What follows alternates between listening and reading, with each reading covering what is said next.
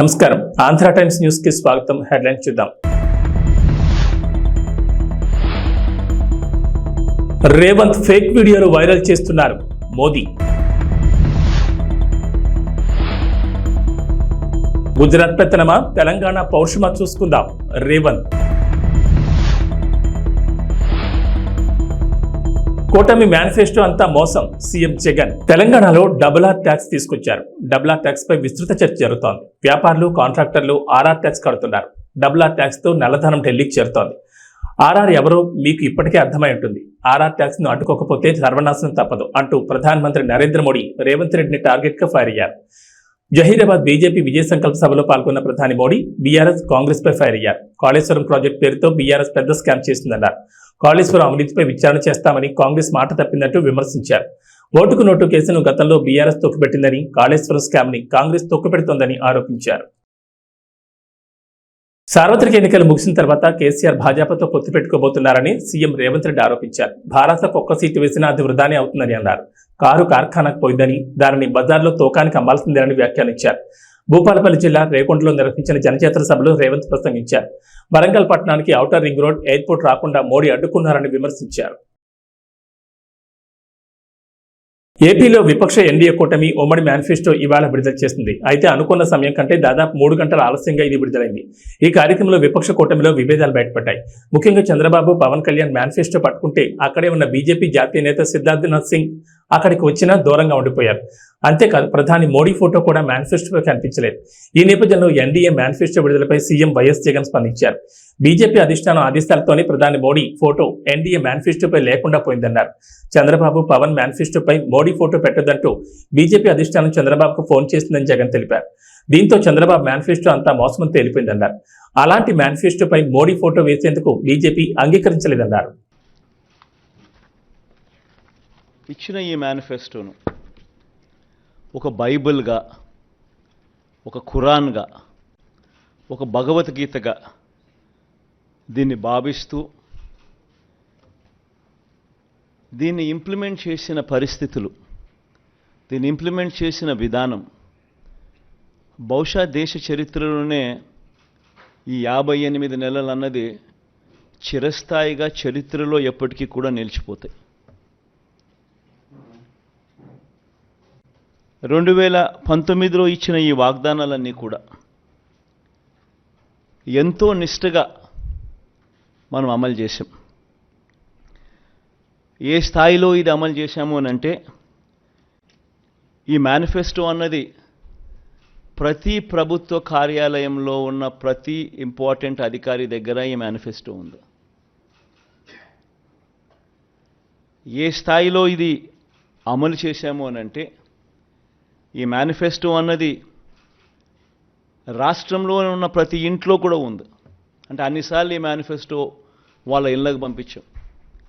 ప్రతి సంవత్సరం తర్వాత ఇదిగో ప్రోగ్రెస్ రిపోర్ట్, ఇదిగో అక్క, ఇదిగో చెల్లెమ్మ, ఇదిగో ప్రోగ్రెస్ రిపోర్ట్, ఇదిగో మా మేనిఫెస్టో, చెప్పినటువన్నీ మీరే టిక్ చేయండి అని మొట్టమొదటి సంవత్సరంలో 88%, 85%, 86% మొట్టమొదటి సంవత్సరంలో టిక్కు పెడితే చివరికి వచ్చేసరికి 99.5%, 99 ఎంత ధనంజయ్ ఎంత 99 చివరికి వచ్చేసరికి దాదాపు 99% పైచిలుకు 99% పైచిలుకు మేనిఫెస్టోను మనం ఇంప్లిమెంట్ చేసి ప్రజల చేతుల్లో ఇచ్చిన పరిస్థితి. ఇలా ఈ మేనిఫెస్టోను ప్రతి ఇంట్లో కూడా చేర్చిన పరిస్థితులు ఎప్పుడైనా ఉన్నాయి, ఏదైనా ప్రభుత్వం చేసింది అని అంటే అది కూడా ఈ 58 నెలల కాలంలోనే జరిగిందని కూడా చెప్పడానికి గర్వపడతా ఉన్నా. నవరత్నాల పాలనకు నిజంగా అర్థం చెబుతూ ఏకంగా ఈ 58 నెలల కాలంలోనే, ఈ 58 నెలల కాలంలోనే ఏకంగా 2,70,000 కోట్ల రూపాయలు, మళ్ళా రిపీట్ చేస్తా ఉన్నా, ఏకంగా 2,70,000 కోట్ల రూపాయలు డిబిటీగా, అంటే నేరుగా నా అక్క చెల్లెమ్మల కోసం నేను బటన్ నొక్కడం, నా అక్క చెల్లెమ్మల కుటుంబాల ఖాతాల్లోకి నేరుగా డబ్బులు వెళ్ళిపోవడం. నేరుగా వారి చేతికి అది అందడం, ఇదొక హిస్టరీ.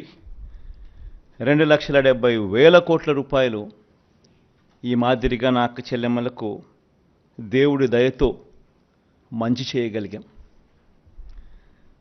పేదల ఆత్మగౌరవాన్ని, అవ్వాతాతల ఆత్మాభిమానాన్ని ఎరిగిన వాడిగా వాళ్ళ ఇంటికి ఈ పథకాలన్నీ డోర్ డెలివరీ చేసిన పరిస్థితులు కూడా ఈ 58 నెలల కాలంలోనే.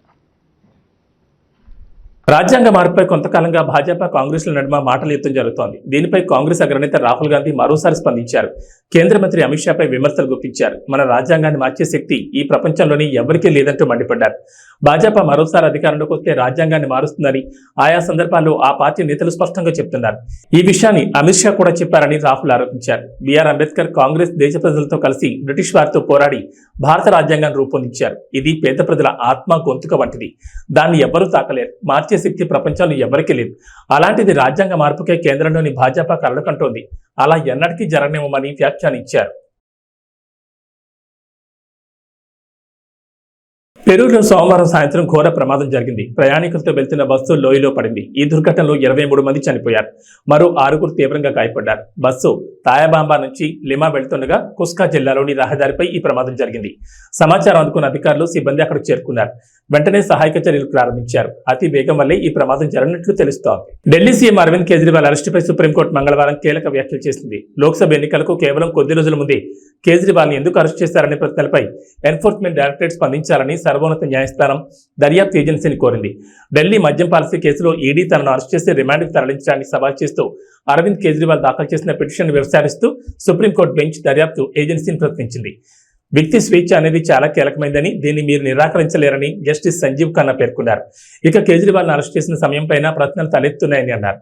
విచారణ చేపట్టడం, ఆపై పలు ఫిర్యాదుల పునరావృతం కావడం మధ్య ఎందుకు విరామం ఉందనే వివరాలపైన స్పందించాలని దర్యాప్తు సంస్థను సుప్రీంకోర్టు కోరింది. ఛత్తీస్గఢ్లో మరో భారీ ఎన్కౌంటర్ జరిగింది. నారాయణపూర్, కాంకేర్ జిల్లాల సరిహద్దుల్లో మంగళవారం ఉదయం భద్రతా దళాల కాల్పుల్లో 10 మంది మావోయిస్టులు మరణించారు. వీరిలో 3 మహిళలు ఉన్నారని పోలీసులు వెల్లడించారు. గత 15 రోజుల వ్యవధిలో మావోయిస్టులకు ఇది రెండో ఎదురుదెబ్బ. తాజా ఎన్కౌంటర్కు సంబంధించి అధికారులు తెలిపిన వివరాల ప్రకారం 2 జిల్లాల సరిహద్దుల్లోని అబూజ్మడ్లోని టేక్ మీటా, కాకూర్ అడవుల్లో మావోయిస్టులు ఉన్నట్లు సమాచారం అందింది. దీంతో నారాయణపూర్ ఎస్పీ ప్రభాత్ కుమార్ నేతృత్వంలో జిల్లా reserve guard, DRG, special task force, STF దళాలు సంయుక్తంగా సెర్చ్ ఆపరేషన్ చేపట్టాయి. మధ్యప్రదేశ్ చెందిన కాంగ్రెస్ చెందిన 3వ కీలక నేత రాహుల్ గాంధీ రాష్ట్రంలో ఎన్నికల ప్రచారం నిర్వహిస్తున్న రోజున 1000 మంది మద్దతుదారులతో బీజేపీకి ధీటుగా నిలిచారు. ముఖ్యమంత్రి మోహన్ యాదవ్, రాష్ట్ర పార్టీ చీఫ్ విడి శర్మ, మాజీ హోంమంత్రి నరోత్తమ్ మిశ్రా సమక్షంలో కాంగ్రెస్ మాజీ మంత్రి 6 సార్లు ఎమ్మెల్యే ఎన్నికైన రామ్ నివాస్ రావత్ ఈరోజు షియోపూర్ భారీ ర్యాలీలో బీజేపీలో చేరారు. ₹1 కూడా కట్టే పని లేకుండానే ఒక్కో కుటుంబానికి 25 లక్షల ఆరోగ్య బీమా కల్పించే పథకాన్ని దేశంలోని తొలిసారిగా ఆంధ్రప్రదేశ్లో అమలు చేస్తామని కూటమి ప్రకటించింది. ఎస్సీ, ఎస్టీ, బీసీ మైనార్టీలకు 50 ఏళ్లకే 4,000 పింఛను అందజేస్తామని, మత్స్యకారులకు వేట విరామ సమయంలో 20,000, ఆటో, టాక్సీ, లారీ, టిప్పర్ డ్రైవర్లకు 15,000 ఆర్థిక సహాయం చేస్తామని హామీ ఇచ్చింది. ఇసుకను ఉచితంగా అందుబాటులోకి తెస్తామని ప్రకటించింది. టీడీపీ, జనసేన ఉమ్మడి మేనిఫెస్టోను మంగళవారం ఉండవల్లిలోని చంద్రబాబు నివాసంలో ఎన్డీఏ నేతలు విడుదల చేశారు. మిత్రపక్షం భాజపా సూచనలు, సలహాలతో దీన్ని రూపొందించారు. టీడీపీ అధినేత చంద్రబాబు, జనసేన అధ్యక్షుడు పవన్ కళ్యాణ్, భాజపా రాష్ట్ర ఎన్నికల సహాయ ఇన్ఛార్జ్ సిద్ధార్థనాథ్ సింగ్ ఈ కార్యక్రమంలో పాల్గొన్నారు. తెలుగుదేశం పార్టీకి, జనసేన పార్టీకి వారి యోగంలో వచ్చిన రిప్రజెంటేషన్స్, అలాగే జనవాణి కార్యక్రమంలో వచ్చిన వినతులు కానీ, ఆన్లైన్లో వచ్చిన సూచనలు కానీ, అందరికీ 2 పార్టీలకు వచ్చిన సూచనలన్నీ క్రోడీకరించి ఈ మేనిఫెస్టో తయారు చేయడం జరిగింది. ముఖ్యంగా రాష్ట్ర ప్రజల నేటి అవసరాలను తీరుస్తూ రేపటి ఆకాంక్షలకు సాకారం చేసే ఈ మేనిఫెస్టోని కూటమి ప్రభుత్వం పరిశుభ్రంగా దీన్ని అమలు చేస్తుంది. దీంట్లో ముఖ్యమైన అంశాలు ఏమేమి తీసుకున్నామంటే, ఆంధ్రప్రదేశ్ ప్రజల భవిష్యత్తు ఆల్మోస్ట్ కత్తి మొనపైన వేలాడుతూ ఉంది. ప్రపంచంలోనే అత్యంత శక్తివంతమైన తెలుగు జాతి నేడు ఆంధ్రప్రదేశ్ పరిస్థితిని చూసి తలదించుకుంటుంది. లూటీ కోసమే 13 లక్షల కోట్లు అప్పు చేసి రాష్ట్ర ఆర్థిక వ్యవస్థను దివాళా తీయించారు. గత 5 ఏళ్లుగా అన్ని రంగాల్లో రాష్ట్రం తిరోగామి దిశలో పయనిస్తున్నది. సమాజంలో ఎటు చూసినా అభద్రత, అశాంతి, హత్యలు, ఆత్మహత్యలు కనిపిస్తున్నాయి. ధరలు, పన్నులు, ఛార్జీలు, అప్పుల బాధుడితో ఒక్కో కుటుంబం పైన దాదాపు 8 లక్షల భారం మోపారు. 10 రూపాయలు ఇచ్చి 100 రూపాయలు కొట్టేస్తూ పొద్దున్నే పథకం కింద డబ్బులు ఇచ్చి సాయంత్రం సారా కింద పట్టుకెళ్ళిపోయే ఈ ప్రభుత్వం చేస్తూ ఉన్నారు. పట్టభద్రుల నిరుద్యోగంలో 24%, దేశంలోనే ఏపీ మొదటి స్థానంలో ఉంది. రైతుల ఆత్మహత్యల్లో 3వ స్థానంలో, 18 ఏళ్లలోపు బాలికలపై జరుగుతున్న అత్యాచారాల్లో 2వ స్థానంలో ఉంది. పోలవరం నదుల అనుసంధానాన్ని గోదాట్లో ముంచేశారు. సంపద సృష్టి, ఉపాధి కల్పనా కేంద్రమైన ప్రజా రాజధాని అమరావతిని విధ్వంసం చేశారు. SC, ST, BC, minority sub plan నిధుల్ని 1,00,000 కోట్లు దారి మళ్లించారు. ఇక అన్నా క్యాంటీన్లు కానీ, నిరుద్యోగ భృతి కానీ, పండగ కానుకలు లాంటి 100కి పైగా తెలుగుదేశం ప్రభుత్వ సంక్షేమ కార్యక్రమాలు రద్దు చేశారు. ముఖ్యంగా గత కొద్ది రోజులుగా నేను మాట్లాడుతాను ల్యాండ్ టైటిలింగ్ యాక్ట్ పేరు మీద. పట్టా పుస్తకాల మీద ఆంధ్రప్రదేశ్ రాజముద్ర తీసి జగన్ ఫోటో వేయించుకొని తన అచ్చరాకైన పనులు చాలా చేస్తూ లక్షలాది ఎకరాల ల్యాండ్ టైటిలింగ్ యాక్ట్ పేరు మీద లక్షలాది ఎకరాలని ప్రజల ఆస్తుల్ని కబ్జా చేస్తున్నారు. ల్యాండ్, శాండ్, వైన్, మైన్, గంజాయి, డ్రగ్స్, ఎర్రచందనం, రేషన్ బియ్యం మాఫియాలతో దాదాపు 8 లక్షల కోట్ల ప్రజాధనాన్ని కొల్లగొట్టారు. స్థానిక సంస్థల ఎన్నికల్లో బీసీ రిజర్వేషన్లని 10% కోత కోసి 16,800 రక్కి రాజ్యాంగ పదవులకి బీసీలకి దూరం చేశారు. విషపూరిత మద్యం పోసి 35 లక్షల మంది ఆరోగ్యాలు నాశనం చేశారు.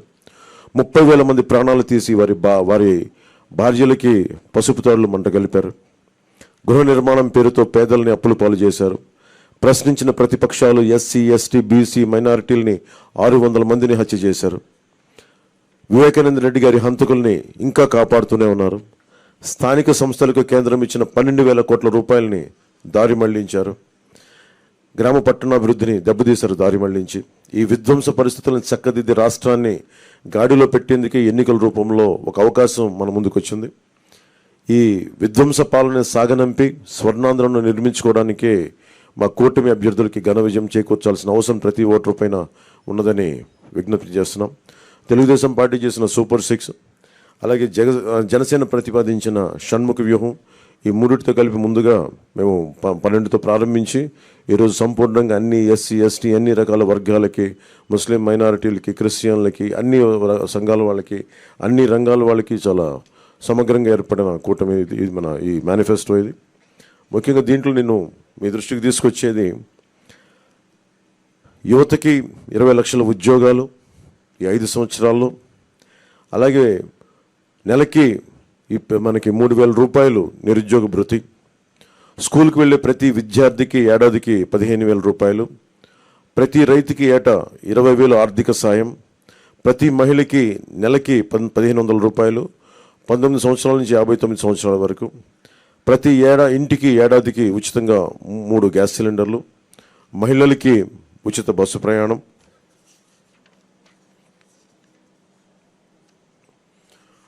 మత్స్యకారులకు సంబంధించి సముద్ర వేట విరామ సమయంలో మత్స్యకారులకు 20,000 రూపాయల ఆర్థిక సాయం, జీవో2 2017ని రద్దు చేస్తాం, బోట్ల మరమ్మతులకు కానీ ఆధునిక కమ్యూనికేషన్లకు కానీ ఆర్థిక సాయం అందిస్తాం.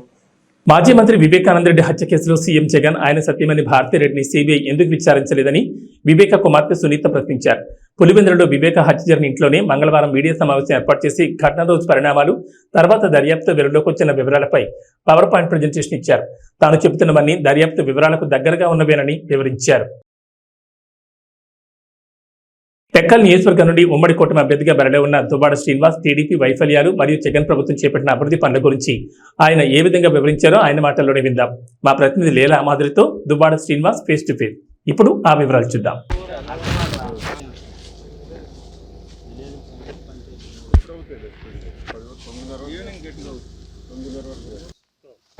శ్రీకాకుళం జిల్లా టెక్కల్ నియోజకవర్గం నుంచి వైఎస్ఆర్సీపీ అభ్యర్థిగా దువ్వాడ శ్రీనివాసరావు గారు తన నియోజకవర్గమైన మదనాపురంలో ప్రచారం కొనసాగిస్తున్నారు. అక్కడ ప్రజల స్పందన ఎలా ఉంది, అసలు సార్ ప్రచారం ఎలా కొనసాగుతుంది అనేది సార్ని అడిగి తెలుసుకుందాం. సార్ చెప్పండి, గతంలో మీరు ఎంపీగా పోటీ చేశారు, ఇప్పుడు ఎమ్మెల్యేగా పోటీ చేయబోతున్నారు. అప్పటికి ఇప్పటికీ ఉన్న డిఫరెన్స్ ఏంటి, అసలు ప్రజల్లో స్పందన ఎలా ఉంది అనేది చెప్తారా? ఎంపీగా కూడా ఆ రోజు గెలుపు నాదే, నైతికంగా గెలుపు నాది. ఎందుకంటే నా మీద 6,000 మెజార్టీ, అంటే ఒక 3,100 ఓట్లు వస్తే ఆ రోజు నేను గెలుస్తాను. దానికి కారణం పోస్టల్ బ్యాలెట్, ఆ రోజు లెక్కించలేదు, టెక్నికల్ ప్రాబ్లమ్స్తో పెట్టి పక్కన పెట్టేశారు, రిక్ చేశారు కొన్ని బూతులు. ఇవన్నీ కలిపి జస్ట్ 3000 డిఫరెన్స్ తప్ప ఆ రోజు నైతికంగా గెలుపు మాదే. 1,24,000 మెజార్టీతో గెలిచిన రామ్మోహన్ నాయుడు 2019 వచ్చేటప్పటికి 6,000 మెజార్టీకి దిగజారు. ఈసారి ఖచ్చితంగా రామ్మోహన్ నాయుడు అడ్డంగా పోతాడు, ఇంక తిరుగుండదు. మా టెక్కల్ కాన్స్టిట్యున్సీకి వచ్చేటప్పటికి 25,000 మెజార్టీతో గెలుస్తాం. ఇక్కడ మా గెలుపు నల్లేరు మీద నడక. ఎందుకంటే మేము చేసిన మా ప్రభుత్వంలో జగన్మోహన్ రెడ్డి గారు చేసినటువంటి అభివృద్ధి, స్వాతంత్ర్యం వచ్చి 75 ఏళ్ళు అయింది. 75 ఏళ్ళు అవుతూ తెలుగుదేశం పార్టీ ఆవిర్భవించి 40 ఏళ్ళు అయింది. ఆ 75 ఏళ్లలో కానీ ఈ 40 ఏళ్లలో కానీ శ్రీకాకుళం జిల్లాకు అత్యంత ఎక్కువగా నిధులు వచ్చిన సందర్భం రెండు సందర్భాలు. ఒకటి జలగం వెంగళరావు గారు ముఖ్యమంత్రిగా ఉండేటప్పుడు 72లో ఫౌజ్దారికి 800 కోట్లు వచ్చింది. డాక్టర్ వైఎస్ రాజశేఖర రెడ్డి గారు ముఖ్యమంత్రిగా ఉండేటప్పుడు 1000 కోట్లు వచ్చింది. That's all. ఆ తర్వాత మనకి అత్యంత ఎక్కువ స్థాయిలో నిధులు వచ్చినటువంటి చరిత్ర ఎప్పుడూ లేదు. కానీ జగన్మోహన్ రెడ్డి గారు ముఖ్యమంత్రి అయిన తర్వాత ఈ టెక్కలి నియోజకవర్గంలో 7,000 కోట్ల రూపాయల నిధులు తీసుకొచ్చాం. అభివృద్ధి కోసం, సంక్షేమం కోసం, పారిశ్రామికీకరణ కోసం. అంటే వలసలకు మాత్రమే పరిమితమైనటువంటి ఈ జిల్లా బిడ్డను చేత పట్టుకొని, పొట్ట చేత పట్టుకొని కూలి పనులకు వెళ్ళి హైదరాబాద్, నెల్లూరు, కర్నూలు, మద్రాసు ప్రాంతాలకు కూలికి వెళ్ళి బ్రతికే కూలి బ్రతుకులు ఈ శ్రీకాకుళం జిల్లా. వలస జీవితాలు. ఎన్నాళ్ళు ఈ వలసలు? ఎందుకు మన ప్రాంతంలో బ్రతకూడదు? మన ప్రాంతంలో ఎందుకు పరిశ్రమలు లేవు? ఎన్నాళ్ళు పడుతుంది ఇంకే పరిశ్రమలు రావడానికి? 75 ఏళ్ళు చాలదా? తెలుగుదేశం పార్టీ ఆవిర్భవించి 40 ఏళ్ళు కూడా ఇంకా చాలదా? ఎన్నాళ్ళు ఈ ఊడిగం చేస్తాం? జగనన్న ఆలోచించారు. ఎట్టి పరిస్థితుల్లో కూడా శ్రీకాకుళం నుంచి ఇక వలసలు ఉండకూడదు. ఇక్కడి వారు ఇక్కడే పనిచేసుకునేటట్టు, ఆత్మగౌరవంతో గౌరవంగా ఇక్కడే బ్రతికేటట్టు ఉండాలి అంటే పరిశ్రమలు రావాలి. పరిశ్రమలు రావాలి అంటే దానికి ఆ వాతావరణాన్ని క్రియేట్ చేయాలి. ఆల్రెడీ ఇక్కడ 6 లైన్ ఉంది, రైల్వే ట్రాక్ ఉంది, మద్రాసు వరకును. ఇక్కడ ఒక నౌకాయానం పెడితే, పోర్టు పెడితే బాగుంటుందని మూలపేట గ్రీన్ఫీల్డ్ పోర్టు ఏర్పాటు చేయడం జరిగింది. దానికి 4,361 కోట్ల రూపాయలు శాంక్షన్ అవ్వడం జరిగింది. ఆల్రెడీ పోర్టు 70% పూర్తి అయిపోయింది. ఏడాదిలోనే షిప్ తెస్తామని చెప్పాం, ఏడాదిలోగా షిప్ తీసుకొచ్చాం అక్కడికి. మరొక 4-5 నెలల్లో ఈ పోర్టుని జాతికి అంకితం చేస్తాం. ఆ పోర్టుని ఎప్పుడైతే ఫినిష్ చేస్తామో 20,000 మందికి ఉద్యోగాలు వస్తాయి. ఆ 20,000 మంది కూడా మొట్టమొదటిగా టెక్కలి నియోజకవర్గానికి చెందిన వాళ్ళు, తర్వాత శ్రీకాకుళం, తర్వాత ఉత్తరాంధ్ర. ఈ ప్రాంతంలో ఉండే ప్రతి నిరుద్యోగికి కూడా ఇక్కడ మూలపేట పోర్టులో అవకాశం వస్తుంది. ఉత్తరాంధ్రకే మూలపేట గ్రీన్ఫీల్డ్ పోర్ట్ ఒక మణిహారంగా మారుతుంది. ప్రపంచంలో ది బెస్ట్ పోర్ట్స్లో ఎన్ని ఉన్నాయైతే అందులోకి చేరబోతుంది. ఎందుకంటే 19 మీటర్స్ దీని డెప్త్ అనమాట. Deep sea waters. మంచి పోర్టుగా ఇది ఎదగబోతుంది. ఈ ప్రాంతం కూడా టెక్కలి ఒక పారిశ్రామిక వాడగా మారబోతుంది. ఒక ముంబై నగరంలా మారబోతుంది ఒక 3-4 సంవత్సరాల్లోనే. దీనికి కారణం జగన్మోహన్ రెడ్డి గారు వేసినటువంటి అడుగులు. పోర్టు కారణంగా ఈ ప్రాంతమే పరిశ్రమలతో నిండడం వల్ల సుమారు ఒక 50,000 మందికి ఉద్యోగాలు పరిశ్రమలు, పోర్టు కలిపి ఇప్పించడానికి మేము ప్రణాళిక సిద్ధం చేసాం. ఆ దశలో అడుగులు వేసి ఈరోజే దానికి స్పీడ్ చేసేసాం. పనులు కూడా జరిగిపోతున్నాయి. సంక్షేమం ఒకవైపు, అమ్మఒడి, రైతు భరోసా, చేయూత, జగనన్న విద్యా దీవెన, జగనన్న వసతి దీవెన, ఆరోగ్యశ్రీ, వైఎస్ఆర్ ఆరోగ్య ఆసరా, నాయబ్రాహ్మణులు, ఆటో రిక్షాలు, ఇలా చెప్పుకుంటూ పోతే చాంతాడంత లిస్టు పథకాలు. ఈ పథకాలన్నీ కలిపి ఒక్క టెక్కల్ నియోజకవర్గానికే 1,600 కోట్లు ఇచ్చాం. ప్లస్ ఆఫ్షోర్ రిజర్వాయర్ నందిగామ మండలంలో డాక్టర్ వైఎస్ రాజశేఖర రెడ్డి గారు శంకుస్థాపన చేస్తే, తర్వాత తెలుగుదేశం ప్రభుత్వం వచ్చి రాష్ట్ర విభజన తర్వాత పూర్తిగా విస్మరిస్తే దాన్ని ఇప్పుడు పూర్తి చేస్తున్నాం. మొత్తంగా 7,000 కోట్లు, అదొక 900 కోట్లు. మొత్తంగా 7,000 కోట్లు జిల్లా చరిత్రలో ఇది మొదటిసారి. ఇది కాక టెక్కలి ముఖద్వారంగా కిడ్నీ రోగాలు ఉన్నాయి. దాన్ని పూర్తిగా నిర్మూలించడానికి పలాసలో ఒక కిడ్నీ రీసెర్చ్ సెంటర్, ఒక కిడ్నీ ఆసుపత్రి, హిరమండలం దగ్గర నుంచి త్రాగునీరు, ఇదంతా కలిపి 700 కోట్ల రూపాయలు. మా డివిజన్కి 8,000 కోట్ల రూపాయలు తెచ్చిన మొదటి సందర్భం. నేను ఒక్క మాట అడుగుతున్నాను, మా గెలుపు కారణాలు ఇవి. మరి తెలుగుదేశం పార్టీ ఆవిర్భావం నుంచి 40 ఏళ్ల చరిత్రలో ఎర్రంనాయుడు కేంద్ర మంత్రిగా ఉన్నాడు, అచ్చెన్నాయుడు రాష్ట్ర క్యాబినెట్లో ఉన్నాడు, రామ్మోహన్ నాయుడు 10 సంవత్సరాలు ఎంపీ చేశారు. ఏం చేశారో నేను చెప్పినట్టు ఒకటి చెప్పానండి. నేను ఈరోజు ఓడిపోయాం. మీరు అడిగినట్టే, మీరు ప్రారంభంలో అడిగారు ఎంపీ గురించి. ఎంపీగా ఓడిపోయాను, ఎమ్మెల్యేగా ఓడిపోయాం. జగనన్న ప్రభుత్వం ఉంది, మా ప్రభుత్వం ఉంది. ఆ ప్రభుత్వంలో భాగస్వాములైనటువంటి మేము జగనన్నతో ఇన్ని వేల కోట్లు టెక్కలికి తెచ్చాం. మరి తెలుగుదేశం ప్రభుత్వంలో ఎమ్మెల్యేలుగా, మంత్రులుగా ఉన్నారు, ఏం తెచ్చారో చెప్పాలి. ఒక్క నిరుద్యోగ సమస్య తీర్చారా? ఒక్క ఎకరాకు సాగునీరు అందించారా? దమ్ముంటే అచ్చెన్నాయుడికి మేము ఇది చేసాం ఈ జిల్లాకని ఒకటి చెప్పమనండి. అసలు అచ్చెన్నాయుడికి టెక్కల్లో నామినేషన్ వేసే అర్హత లేదు. ఎందుకంటే ఒకటి ఏం చేయలేదు, 2 5 ఏళ్ళు అయింది అచ్చెన్నాయుడు ఎక్కడున్నాడో కూడా తెలియదు. ఇప్పుడు ఎన్నికలకు 15-20 రోజుల ముందు ఇప్పుడిప్పుడు కనబడుతున్నాడు. 5 ఏళ్లలో నువ్వు ఒక ప్రతిపక్ష పాత్ర పోషించడానికి ఎప్పుడైనా ప్రయత్నించావా? ఏ గ్రామానికి వెళ్ళావా? నువ్వు మంత్రిగా ఉండేటప్పుడు రాయవలస కార్మిక శాఖ మంత్రిగా ఉండేటప్పుడు రాయవలస ఫ్యాక్టరీని మూసేసినవే. భావనపాడు పోర్టు పేరుతో 15,000 ఎకరాలు భూ కబ్జా చేయాలని, ల్యాండ్ బ్యాంక్ చేయాలని చూసారే. ల్యాండ్ మీద ఉన్న దృష్టి పోర్టు మీద లేదు. టెక్కల్లోనూ నడి రోడ్డును ఉన్నటువంటి ఆర్టీసీ కాంప్లెక్స్ స్థలాన్ని 3 ఎకరాలని 49 సంవత్సరాలకి లీజుకు రాయించుకొని అది కాజేయాలని చూసారా? ఏంటి లంచాలు, రౌడీయిజం, గూండాయిజం, భూ కబ్జాలు? చెప్పండి. మేము అధికారంలో. కడప జిల్లా పోరుమామిడి మండలంలోని కొర్రపాటిపల్లి గ్రామ పంచాయతీలో టీడీపీ, జనసేన, బీజేపీ ఉమ్మడి కూటమి తరఫున పోటీ చేస్తున్న బద్వేల్ బీజేపీ అభ్యర్థి బొజ్జ రోషన్ను భారీ మెజార్టీతో గెలిపించాలని రంగసముద్రం ఎంపీటీసీ కలవకూరి రమణ మరియు పార్టీ కార్యకర్తలు ఇంటింట ప్రచారం నిర్వహించారు. ఈ సందర్భంగా మాట్లాడుతూ ప్రజలకు అందుబాటులో ఉండి ప్రజాసేవకు కూటమి అభ్యర్థి బొజ్జ రోషన్న బీజేపీ తరఫున పోటీ చేస్తున్నారని, ప్రజలను ఆయన ఆదరించి ఓట్లు వేసి భారీ మెజార్టీతో గెలిపించాలని కోరారు. ఈ కార్యక్రమంలో పార్టీ నాయకులు, కార్యకర్తలు పాల్గొన్నారు.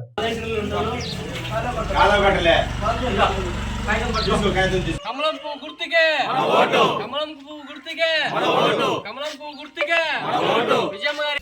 ఈరోజు కొర్రపాటిపల్లెలో మన బొజ్జ రోషన్న గారికి కమలం పువ్వు గుర్తుపైన ఓటేసి అత్యధిక మెజార్టీ తీసుకురావాలని చెప్పి క్యాన్వాస్ చేయడం జరిగింది. ఈ క్యాన్వాస్ మన మల్లికార్జున్ గారు, అచ్చిరెడ్డి గారు, అల్లూరయ్య గారు, సిద్ధయ్య గారు, మహేంద్ర గారు, శ్రీనివాసులు గారు, పీరయ్య గారు, పెద్ద పీరయ్య గారు వీళ్ళ ఆధ్వర్యంలో క్యాన్వాస్ విజయవంతంగా నిర్వహించడం జరిగింది.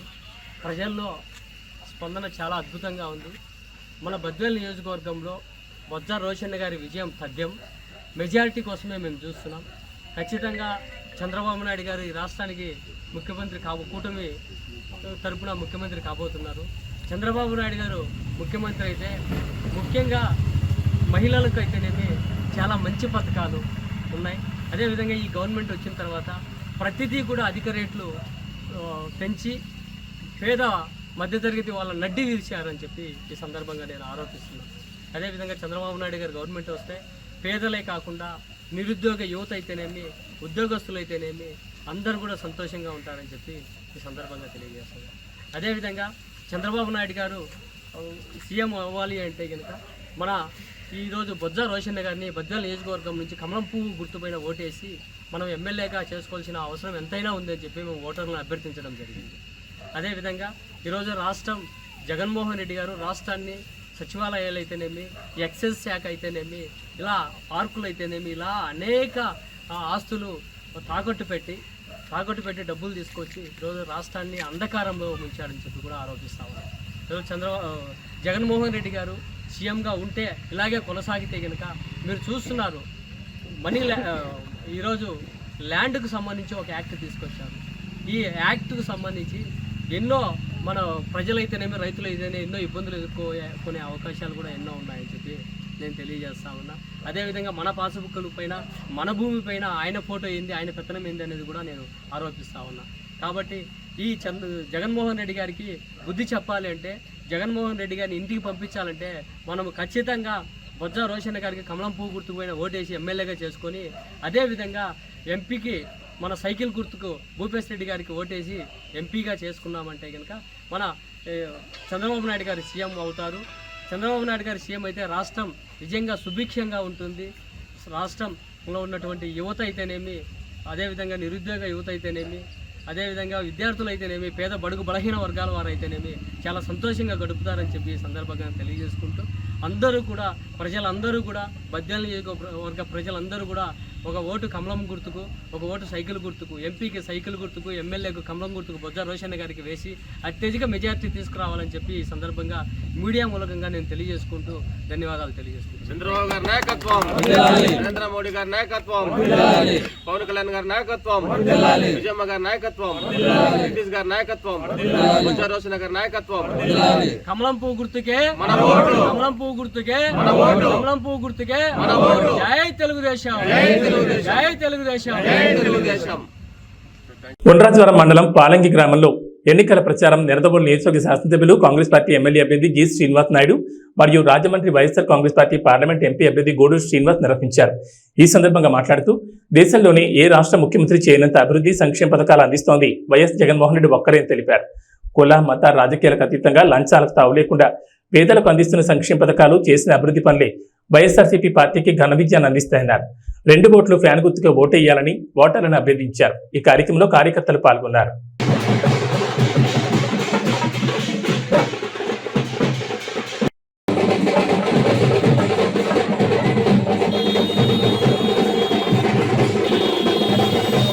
మన ఎంపీ అభ్యర్థి మా డాక్టర్ గూడూరు శ్రీనివాస్ గారు, మరి అదేవిధంగా మన సీనియర్ నాయకులు గొప్పల తమ్మయ్య గారు, అమ్మా అందరం కూడా కలిసి మీ దీవెనల కోసం మీ ఆశీర్వాదాల కోసం వచ్చామమ్మా. ఈ రోజు డాక్టర్ గూడూరు శ్రీనివాస్ గారు మన ఎంపీ అభ్యర్థిగా పోటీ పెడుతున్నారు రాజమండ్రి పార్లమెంట్ అమ్మా. నేను ఇక్కడ నిడదవోలు ఎమ్మెల్యేగా పోటీ పెడుతున్నామ్మా. 2 ఓట్లు ఇస్తారు ఎంపీ ఎమ్మెల్యే ప్రతి ఒక్కరికి అమ్మా. 2 ఓట్లు కూడా బాగున్నారా? నమస్తే అమ్మా. నమస్తే నమస్తే అమ్మా. బాగున్నారు? నేను చెప్పాలమ్మా.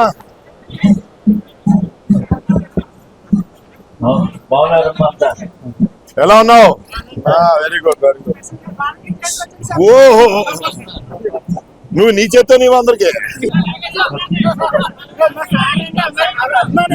పార్టీ ఏదైనా ఓటు నాకేనా? అమోఘమైన పవిత్రమైన 2 ఓట్లు కూడా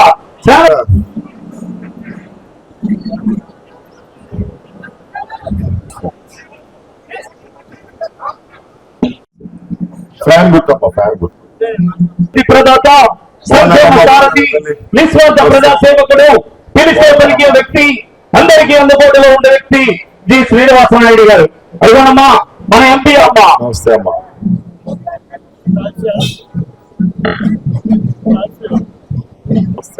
రాబోయే రోజుల్లో వాలంటరీ వ్యవస్థ ఇంటి మర్చిపోకుండా 2 ఓట్లు కూడా ఈ రోజు మన బ్యాలెట్ పేపర్ మీద లోపలికి వెళ్ళాక బ్యాలెట్ పేపర్ మీద 2 కూడా 3వ నెంబర్ ఉన్నాయి. ఎంపీ గారి 3వ బటన్ నొక్కాలి, ఎమ్మెల్యే గారు కూడా 3వ నెంబర్ బటన్ నొక్కాలి. ఏమో బాగున్నారా తల్లి? ప్రస్తుతం ఐపీఎల్ 2024 సీజన్ రసవత్తరంగా సాగుతుండగా మరోవైపు ఈ ఏడాది T20 ప్రపంచ కప్ కోసం భారత జట్టులో ఎవరికి చోటు దక్కుతుందనే విషయం గురించి అందరూ ఉత్కంఠగా ఎదురుచూస్తున్న సమయంలో బీసీసీఐ కీలక ప్రకటన చేసింది. T20 వరల్డ్ కప్ కు భారత జట్టును బీసీసీఐ ఇవాళ ప్రకటించింది. భారత జట్టుకి రోహిత్ శర్మ కెప్టెన్ గా ఉండగా వైస్ కెప్టెన్ గా హార్దిక్ పాండ్యాకి బాధ్యతలు అప్పగించారు. కేఎల్ రాహుల్, రుతురాజ్ గైక్వాడ్ కు జట్టులో చోటు దక్కలేదు. ఏబీ బులెటిన్ విశేషాలు. నమస్కారం.